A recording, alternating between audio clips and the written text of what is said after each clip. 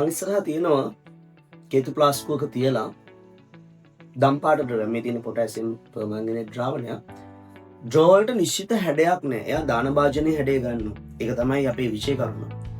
අපි බලමු මේ ද්‍රවය මේ භාජනයට දැම්මම එයාගේ හැඩය වෙනස් කරගන්න විදිය. හරි. මේ හැඩයට තිබිච්ච වතුර එක දැන් මේ භාජනයේ හැඩයක් කරගන්න. අපි නැවත බලමු මේ භාජනයටත් දාලා. බලන්න ද්‍රවාංශු අතර ප්‍රබල බන්ධන නැහැ. අංශු ළඟින් පිහිටනවා විතරයි. ඒක නිසා ගලාගෙන යාමේ ගුණය කියන ගුණයක් පෙන්නනවා. දාන භාජනයේ හැඩයක් අත් කරගන්නවා. බලන්න මේක ලස්සනට.